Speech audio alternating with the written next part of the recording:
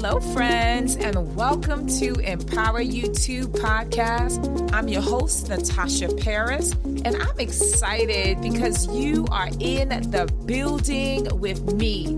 You can be anywhere in the world, but you have chosen to be here with me, and I am so humbled and appreciative.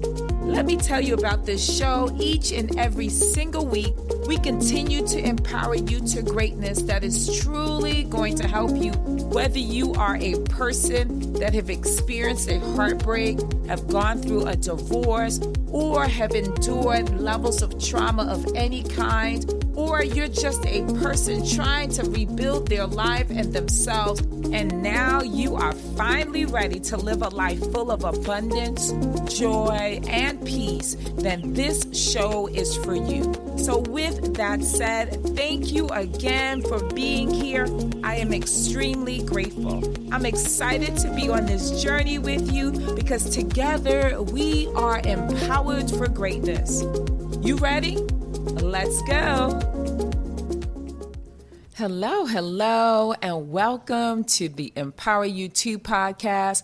I am your host, Natasha Paris, and I am super excited to come before you because I have a topic that I truly believe will resonate with you if you fall into this particular category.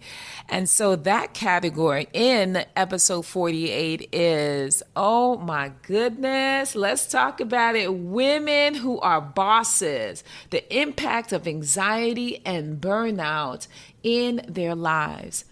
Yes, we're talking about anxiety and depression that is prevalent in women who are bosses. Bosses in business, bosses in their personal lives, they have it going on the outside. But oftentimes what we come to realize is behind closed doors, these women are on the brink of burnout. They're on the brink of mental illness because they have to have it together. And you know, if you've listened to my episodes before, and you know I've said this before, and here I go with the theme music, da-da-da-da, da-da-da-da, with the hands on their hips, their chest is broad, their shoulders are upright, and they are focused on the task. Da-da-da-da, they are the superheroes to everyone else's rescue. They are bosses in their lives. They're executives. They fall into that C-suite, which are women or individuals who are VPs, who are CEOs, who are COOs, who are CFOs, who are managers, who are mothers, who are wives, who are girlfriends, who are the Louis Vuitton wearing girl with the nice bag and the shoes and makeup done up, face beat, right? But then when they go home and they close the door and they walk up to their room and no one is there, they cry themselves to sleep. They can't sleep. They can't focus because they often have it together, but they are burning out. And so, my friends, let's talk about it. If you fall into this category, I'm asking that you pay attention, take some notes. In addition, if you know of someone that is really doing the darn thing for another company, for their company, they are really going at it, I want you to share this with them because they may not have shared that they are behind those closed doors, feeling overwhelmed, feeling high levels of anxiety, feeling like they are about to just crack. Share this with them. Share it, because sharing is caring, my friends. You never know what someone is going through. Never know. And it's important for us to be what? Proactive in this, and be in a place of supporting as many individuals as possible. This is why I do this work. This is why I do this work. So if you are new to my podcast, I am a licensed mental health therapist expert, and I am here to really shed the spotlight on what we find to be the case with many women who are female executives, but they often don't speak about it. Well, as a licensed clinician, I have supported women throughout most of my 24 years of experience in practice. And what I've come to realize is that it needs to be talked about. I had one woman come into my office. I like to give testimonies or stories of individuals who have exemplified exactly what it is that I'm talking about. I had this woman come into my office, and she was a CEO of a major large corporation, and that was actually global. And she was the CEO. She was one of, my goodness, I think that she was the first CEO that this organization, I can't give the name, right? I can't give the name due to confidentiality, but she was the first female CEO of that organization. And of course, I'm sure you could imagine, she was surrounded by male executives. And she, of course, was supervising. She was in direct, like her direct contact was the owner. And it was a very large global organization. And she came into my office because she felt that she was really breaking down. I think that she had actually broken down because she was finding herself not able to concentrate, not able to focus because of all of the demands that were being placed on her. And what she also struggled with was a term called imposter syndrome.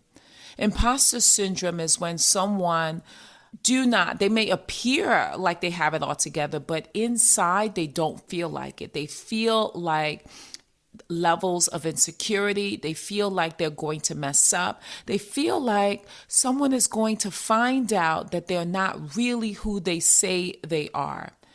And so she was dealing with that, and it came out in symptoms. And what are those symptoms? She came to me because she was crying consistently and persistently at night. 1, 2, she was having difficulty getting sleep. 3, she was having difficulty focusing. And 4, she was worried about what was going to happen. So her worry became so significant that it began to immobilize her. It began to really affect not just her personal life, but also her work life, of course.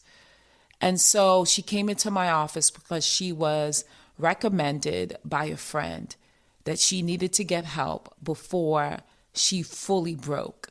And if she fully broke, she would possibly lose her job. And so, my friends, what we know for sure is that in today's demanding, fast-paced business world, female executives face a unique set of challenges that significantly impact their mental health and their overall well-being. These pressures of juggling multiple responsibilities, my friends, navigating complex workplace dynamics, and maintaining a work-life balance can lead to anxiety, stress, and burnout. These mental health challenges can hinder decision-making, creativity, like I told you about, and overall leadership, and also undermine their own ability to perform at their highest peak. It's like they are literally killing themselves slowly from the inside out.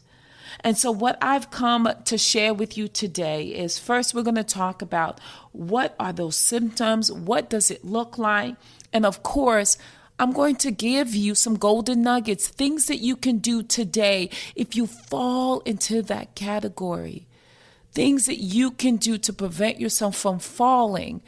Because one thing's for sure is when you fall, sometimes it's very hard to get up because now you not just have fallen, but you have physically done your body a doozy. In addition to that, the level of self-esteem, and it really plays a whole gamut of consequences. So we want to take a more proactive approach. So let's talk about it, my friends, right?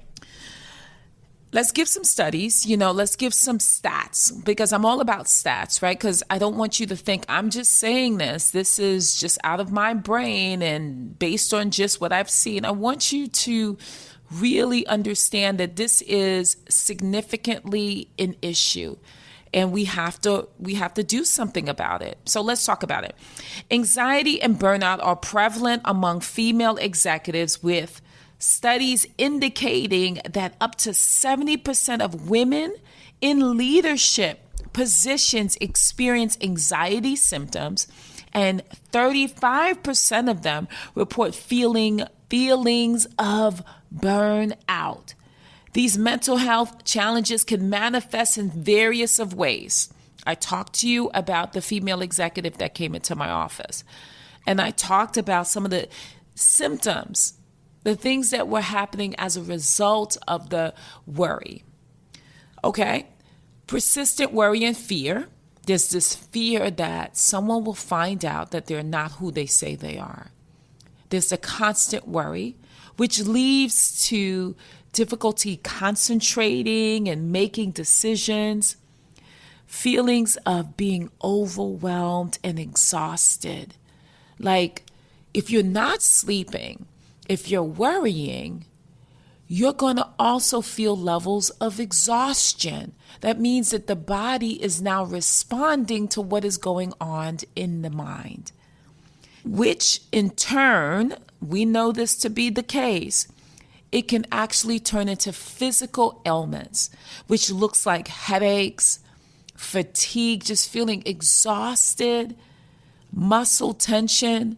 It's like someone who says, my back hurts often, and then they go to the doctors and they say, my back is hurting and I don't know why, my shoulder is hurting, and there's no proven evidence, scientific evidence that can actually say it's coming from a disc, in your back, or unlined, or, I don't know the medical terminology, but and you get my point, right? There's no scientific proof that something is causing the pain. But what we do know, once they come into my office and we break it down, I say, well, that's why you're physically feeling those pains, because it's physiological. Yes. Which means physical and psychological together, right? The brain is causing you to have physical ailments. So what we know, if those symptoms are left unchecked, anxiety and burnout are detrimental, and it is literally, it can take you out. It can really take you out. And what I also know is that this woman talked about how her personal relationship with her fiance was on the brink of them breaking up, because she just was so exhausted, so tired, that she found herself getting upset at the smallest of things. She kept prolonging the date, or she kept pushing the date of her wedding, because she just felt like if she took on another task, which is planning for a wedding, she would just fall out and die somewhere, right? She mentioned, I remember her saying, I feel like just going into a corner and just curling up in a fetal position. And she said this, and putting my finger in my mouth, sucking my thumb, and just acting like the world does not exist right now. That spoke volumes to me. That really spoke volumes to me. In addition, social withdrawal and isolation. That's indicative of what she said. I felt like going into a corner and crawling into a fetal position. That meant that she just hoped that everything would disappear and that she could just be in her own mind, own body, without having to deal with anyone. And she began to isolate herself after work because she just did not want to take on the task of doing anything else, which was then, of course, affecting her relationship with her fiance. So, left unchecked, let me say this. It can really, really make and have a huge impact, not just at work, not just in personal relationships, but it can also have you feeling like it's difficult to just do the basic everyday task, right? And so what we know for sure is that mental health challenges can increase as a result, right? This can really move you in a direction of severe mental health conditions, such as depression. And we're not talking about, oh, I just feel sad today. We're talking about depression that lasts for more than 3 to 6 months. And also anxiety disorders, right? And so I want us to be in the framework, in the place as well, to look at why, as I said, as it related to the study, why up to 70% of women in leadership positions experience anxiety symptoms, with 30% reporting feelings of burnout. Why is that?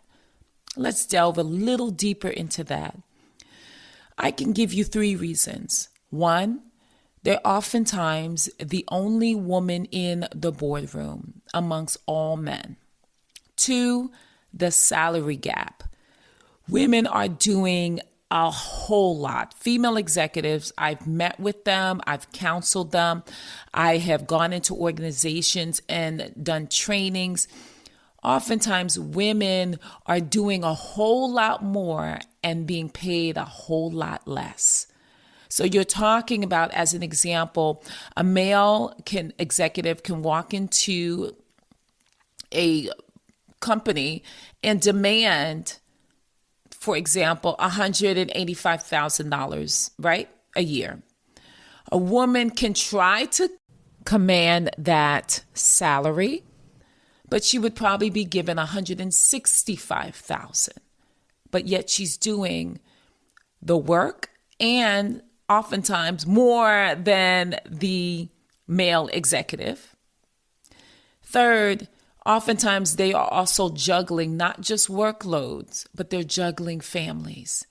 They are wives, they are mothers, and they are trying to keep everything afloat. You ever heard that saying with the dishes, right? The dishes that are spinning, and the goal is to not have one dish fall and break. Well, that's the scenario. That is the visual. The woman executive is literally keeping these plates spinning, and the anxiety comes because she's like, oh my gosh, I can't have this plate fall, because if it falls, oh my goodness, everything falls apart. And so she's trying to keep everything together. So let's really talk about strategies, right? You understand my point. You understand it. And if you are on my podcast and you're listening, you've downloaded it, I want you to share some feedback. And I might get some flack. I might have some people say, well, that's not true. Men are doing equal amount of work. Well, do the math, okay? Talk to a female executive, right? They can tell you, right? They can honestly say it. They may not say it in the boardroom. They may say it behind closed doors for fear of retribution. Yeah, sad, right? Okay, so let's talk about the strategies for managing anxiety and preventing burnout, because we're taking a more proactive approach, my friends, because the goal is we want individuals to look at what is happening in their lives and make a decision to say, enough is enough. I'm no longer going to continue the behaviors that are going to cause my demise. Okay, so the first thing is, and I've spoken about this on many occasions, my friends. First, I want you to prioritize your self-care. Prioritize self-care. What does that look like? Schedule regular time for relaxation and rejuvenation activities. That is not only including, right? Not only including spa days and getting your nails done and get your hair done, but it also includes incorporating activities such as exercise, meditation, yoga activities, prayer, spending time in nature, right? And engaging in hobbies that you love to do.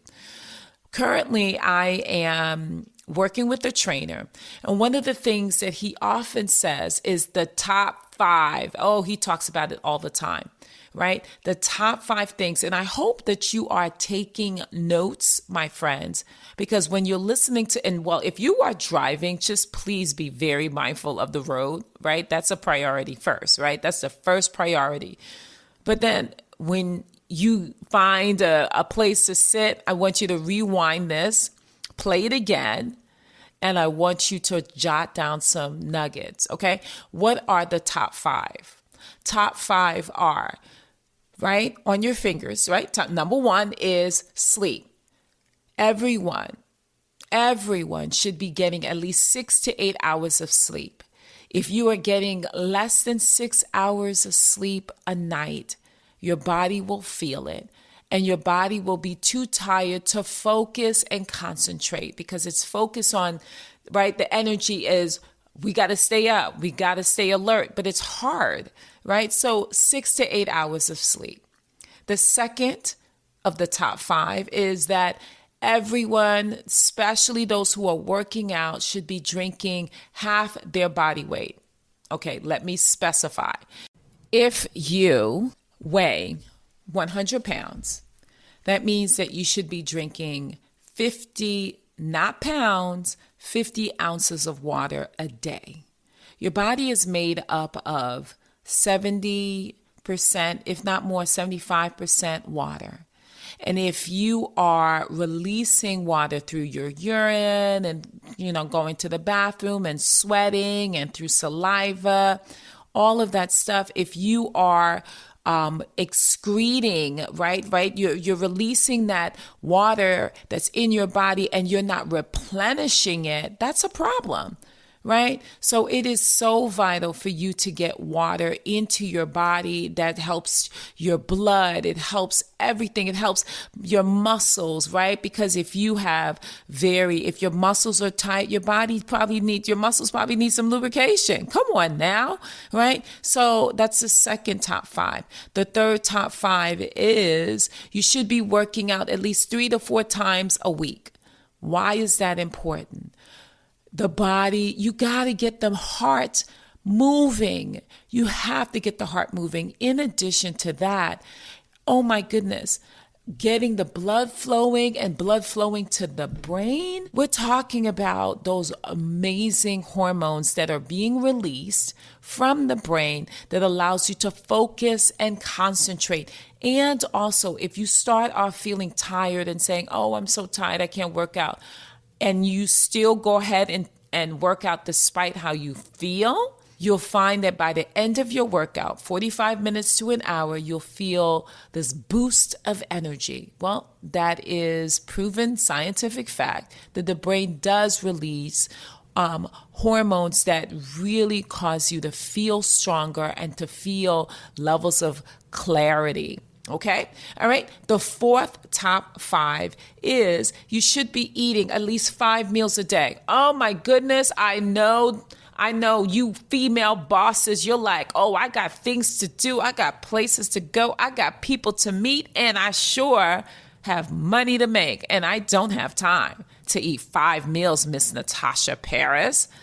Well, the 5 meals are breakfast, a snack. A snack can be a handful of nuts, right? Almonds preferably because it's high in protein, right? Greek yogurt with some granola. Third is lunch. You want to have a carb and a protein. I'm sharing information because sharing is caring. And that's what my trainer is sharing with me, who is a certified nutritionist as well as a bodybuilder In addition, he works with other competitive bodybuilders to get their body right. So you're wondering, am I wanting to be a bodybuilder? No, I just want to get my body right. Yes. Okay. So you want to have those 5 meals. And then, so of course you will have a lunch, and then you have another snack, a healthy snack. And then of course you have a dinner. And the thing is, you don't want to have carbs after a certain time, after 5 or 4 o'clock in the afternoon. Why? Because your body is not going to burn it unless you're going to the gym at midnight, right? So you definitely want to have some really healthy, like greens, salad, right, with a protein, some veggie with a protein, and have a lot of water, okay? So you got that. And then the fifth top 5 is managing your stress. Manage your stress, because if you are stressed, your body is focused on doing what? Your body is focused on relieving that stress, not focusing on helping you lose weight, right? The body can do a lot of things, and stress is one of those barriers that will prevent it from doing the things that you want it to do. So those are the top 5, okay? So you want to eat 5 meals a day. You want to get some sleep, 6 to 8 hours. You want to drink half your body weight. If you are working out, on top of that, you want to add an additional 30% of water. In addition, you want to you want to manage your stress. And then, of course, you want to work out at least 3 to 5 times a week. Okay. All right. So that is the first, is prioritizing self-care. Okay. The second is establish healthy boundaries. I'm going to say that again, my friends. Establish healthy boundaries. That means no. No, thank you. Oh, my schedule is pretty busy. No. Oh, I'm so sorry. I wish I could attend. Oh, you know what? I can't take on that task because I have like 6 other tasks that I have to complete. Learn to say no, my friends. No is not a bad word. It's not a curse word. It's a word that you should embrace for your own mental health and your own wellness. Being in a place where you're not afraid to say no, but you add a smile to it, so it's soft going down. Come on now. Set healthy boundaries, okay? Right? And then also avoid checking emails, right, when you're with your children watching a movie. Okay, I'm talking to myself. All right? Avoid checking emails at night. And be very mindful about checking emails and doing all that stuff where it's work-related when you're supposed to be relaxing, or you're supposed to be just focused on getting up in the morning. Because remember, the first 15 to 20 minutes when you arise, when you are woke, is very impactful. The brain is so open. So it should be focused on prayer, meditation, relaxation, and being very thankful. Which leads me to say the other part. The third is I want you to practice, come on now, practice cultivating a resilient mindset. It is so important for you to be resilient in your mindset, and that is being in a place where you are embracing, right? You're embracing a growth mindset, right? A growth mindset, believing that all of your abilities can be developed and improved through effort and learning, practicing optimism. In order for you to have a resilient mindset, my friends, it's important for you to be optimistic about your life, not to be hard about what is not happening. Give yourself grace. Forgive yourself often, because remember, we are not perfect. You are not a superhero. You cannot do everything and be at all places all at one time, omnipresent. You are not God. Remember, you have to understand that you will make some mistakes, and it's okay. You'll learn from them. And that is being in a place to know that what you've made a mistake on, there's a growth mindset. Oh, you know what? I'm not going to do that again. I'm going to do something different, right? And learn from that. But also, more importantly, when it comes to building a resilient mindset, it's so important for you to really give yourself grace and embrace forgiveness of self. Because oftentimes when we do make mistakes, we are hard on ourselves, harder than anyone that we know. And how are you supposed to move in the direction of resiliency when you are stuck in the past about what you could have, should have, would have done? Get out of that place. Get out of that place. So with that said, my friends, I want you to know that it is so vital for you to be in a place where you make a decision that you are not going to go down that road or fall into that deep pit that is easy to fall into if you're not careful. And so let's just do a summarization of what I talked about. I talked about how it's so important, my female boss chicks, it's so important for us to manage our mindset. Look at what's happening because yes, you've gotten to the top.